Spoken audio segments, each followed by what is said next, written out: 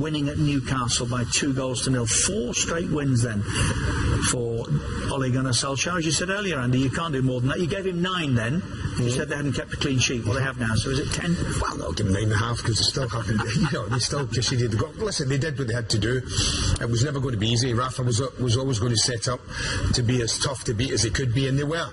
And then it shows you, listen, it'll be inspired substitutions. Of course, that will be the headlines, because although they have to buff a little, the substitutes made a big difference tonight. 4 games played, 4 wins, 15 goals scored now. Told you maths was never my strong point, was it? 3 conceded and a first clean sheet tonight, which has to please them. But the first real test, I think it's fair to say, comes against Spurs, doesn't it? Yeah, I think so. I think it's the first real test for them, away from home as well, against the Spurs side that we saw last night against Cardiff. Played very, very well the first 25 minutes, got the job done. And Spurs have got FA Cup tie on Friday against Tranmere. I think the manager's going to change 1 to 11. So I think he'll have his starting 11 ready, his strongest 11 if you like, bar Son, who'll be away. And it'll be an interesting game to see what Manchester United do and how they handle it against Tottenham, because they certainly won't be allowed to be as expansive and open without being punished at the back. But it can't continue. I'm not talking about the performances. If you want to be successful, you can't have the lunatics running the asylum. As much as he's freed them up to do what they want, and he's massaged their ego to go out and play, which is fine after the disruption and the unhappiness of Jose Mourinho, then after a period of time, you then have to stamp your authority on this. On any football team, you cannot just say go out and play and enjoy yourselves for that to continue to be successful over a long period of time. Do you think he has any authority to stamp on the team? Well, I don't think he necessarily has to. He was brought in to make everybody happy, which is what he's done. Yeah. But that is not a recipe for success long term, because if the players then decide for whatever reason they're not happy, what are you going to do? You need a manager, and I think if you look at what Jurgen Klopp has done, all the managers who are going there, you have to stamp your authority, which he didn't need to do at Manchester United. But if you're talking about moving forward long term, be it at the end of the year, a manager's going to have to come in and not just say to the players, just go and play like the old Man United of old and get on with it, which is what has worked for these last 3 or 4 games. That's not going to work long term. You were part of the last era to have success, title success at Liverpool, and they didn't and haven't yet got it right since. A number of errors were made in managerial appointments. Once the rot sets in, how hard is it to address and stop? It's difficult, but of course, as a lot of people know, Man United fans accuse Liverpool of living in the past, thinking about the old days from Bill Shankly to the Kenny Dalglish days. Man United have been thinking about Sir Alex Ferguson days, which is why since Sir Alex Ferguson left, they've got to forget about that, and someone has to come in. Is that a mistake?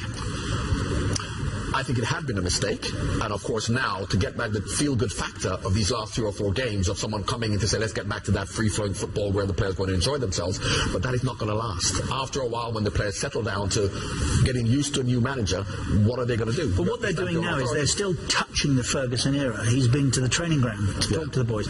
He will tell you that his first telephone call most days is to Sir Alex Ferguson. But that's what Liverpool was accused of living in the past. That's what I'm saying. Don't they need to just move on now? I think next season they have to get the feel-good factor back, in terms of, because they've got good players and they can see Pogba now performing. So for the next 3 or 4 games, and Paul's right in terms of the teams that we're playing, you say to the Man United players in these games, just go out and play. They will beat Cardiff, they'll beat Huddersfield. But when all of a sudden, the season starts again and they're playing top teams in the Champions League, you can't just allow the players to say, go out and enjoy yourself. Does what's happening at Old Trafford remind you of what happened at Anfield? Absolutely. And not what has happened this season, what has happened since Sir Alex Ferguson left, with David Moyes coming in, Van Gaal coming in, and Jose Mourinho coming in. And what we were told is you have to forget about what happened in the past and move on. And I think that's what Man United. What do you think, though, if he comes in and does really well and they get top 6 finish, whatever, progression in the cup competitions, is it a detriment to Manchester United for him to get the job, do you think, long term, because of this stuff in the past? I don't think he will. I think he'll do well. I don't think he'll get the job. And I think if he gets the job and he has the philosophy as he has now, just let these players go out and play, that will not be. I don't think Man United will be successful. I agree. I think they've got to get a manager, a top manager in. Yeah. I think they've got someone. I think they know who they want, and I think he's not available right now, and that's why they've got the 6 months, that 5 months that John's talked about. No matter what he does. No matter what he does. I think it would be wrong, because it's easy to come in there and lift that club. It wouldn't have taken a lot. It hasn't taken a lot. Remember, Di Matteo won the Champions League. Roberto Giordano, they made a mistake, and I always say, like, you get someone in to do a job temporary, and he does well, and you get tempted to give him the job long term because you're thinking that short space of time is going to work. Yeah. It's not. And I think they're not daft. Well, a lot of people would say they probably are, what's happened the last 4 years, the guys that run United, but they have someone, Richard, they must have. So let me just be clear on this, John. You're saying cut the ties, move on. Liverpool should have done just that when finally Kenny Dalglish left. And to do that, and they would have, I think that they thought that Jose Mourinho would have been the man to do that. I don't think maybe David Moyes wasn't, don't know Van Gaal wasn't, thought he was the man to do that. But that's why you need a huge character to be able, for the fans to then buy into what he actually wants to do. It can't just be an average manager coming in and changing things. If it's an average manager coming in, or not a big name manager like Ole Gunnar Solskjaer, just continue to do what Man United have always done. But I think at the end of the season, you have to bring in a huge name with a big personality to say we're going to do things my way, and the players have to fall into line with that. So new Wilf McGuinness then.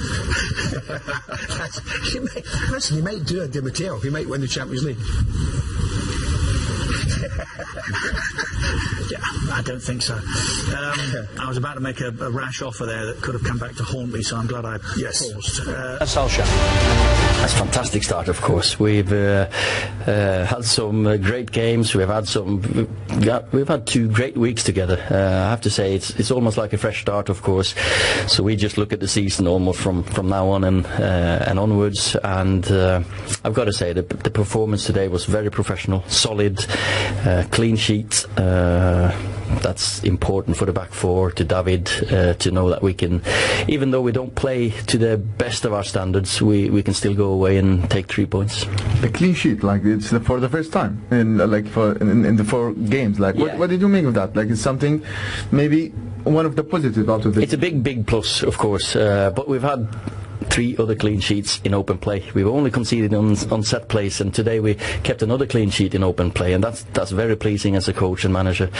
And we know we can perform a lot better with the ball than we did today and create more chances, but still you go away here with a 2-0 win. It's a difficult place to come, Newcastle. It's a tough maybe test for you as a manager, against experienced manager Rafa Benitez as well. Tough stadium here.